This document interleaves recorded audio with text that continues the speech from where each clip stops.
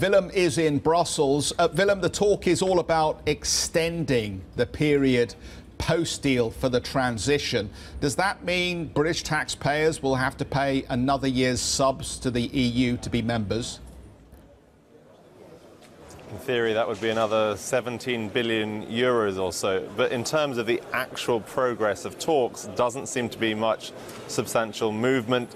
Theresa May was asked essentially by Donald Tusk, the European Council President, to come to these meetings last night with new concrete proposals, his terms, to try and resolve what he called a Gordian knot around the Northern Ireland border issue. She, according to Antonio Tajani, the European Parliamentary President, at the meeting last night, did not offer anything new. Now, a lot of the individuals involved in this council meeting seem perfectly willing to give both sides more time for negotiations, including the negotiator-in-chief, Michel Barnier. He seems to think that a few more weeks would be very, very helpful.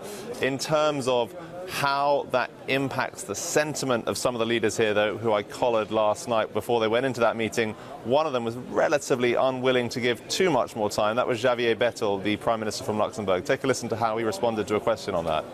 I'm in favour of all the possibilities where we can find an agreement, but it has to be with conditions. The internal market and the Irish questions are important questions, and we can't just give up because the time is running. We have on the 29th of March, the UK is going to leave the European family, and so we have some pressure to do, but the no deal is still a possibility, but it's not good for no one of us.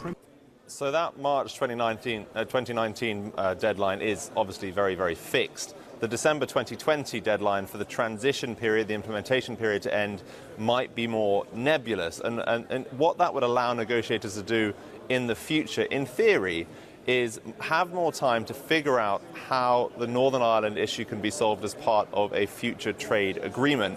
That, in turn, will impact the ability of negotiators now to say that the Northern Ireland backstop might not have to be quite so permanent. It's all going to be about creative, lawyerly language. I asked Leo Varadkar, the Irish Prime Minister, whether he'd be open to a longer transition period. Here was his response. A longer transition period is a different issue.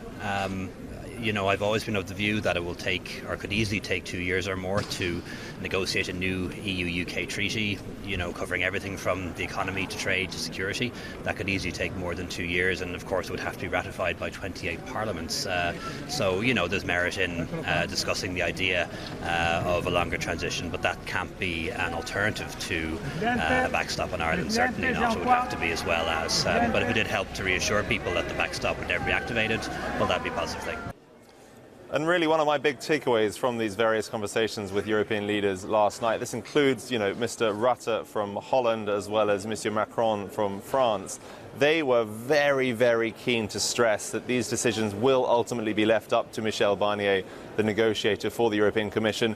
They would not allow that they, as an individual country, had a position on things like the longer transition. So all these British attempts over the last 18 months or so to try and go round the Commission negotiating team seem to have failed. There's attempts to go direct to capitals, and EU27 leaders has not borne that much fruit for the British government, it seems. Willem, slicing through the Gordian knot doesn't seem to be just about resetting the clock, because if we think about the ramifications back home in the UK, how on earth would this get through Parliament? I mean, Nigel Farage, the former UKIPper, is already making waves about what this would mean in terms of pushing any withdrawal right up against the next election in 2022.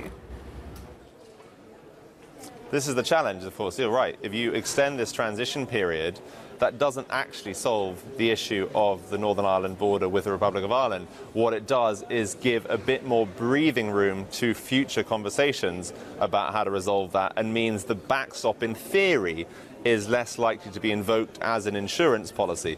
But you're right, you know, that is going to be very unpopular with hard Brexit members of the Conservative Party who want to be clear of Brussels as soon as possible, and it's not necessarily going to be that popular with the DUP, who will say, quite rightly, this does not solve the issue we have about the north of Ireland being carved off from the rest of the United Kingdom through differences in regulations. To all intents and purposes, Willem, this just looks like kicking the can down the road on a problem that will not be resolved anytime soon. And you, Jeff, I'm sure are absolutely shocked by that inside buildings such as this. I mean, yes, this is something that we now will see potentially play out in November. There was talk back in Salzburg, the last summit, about having an emergency summit to try and resolve Brexit. That was never fully confirmed, but it seems now that the European leaders on the 27 side are waiting for Michel Barnier to say, we've got sufficient progress, could we all come together once again? Hey everybody, it's Hadley Gamble from our new CNBC Middle East Bureau in Abu Dhabi. Thanks for stopping by. Now to watch more, you can try one of the videos that just popped up on your screen. And don't forget to subscribe.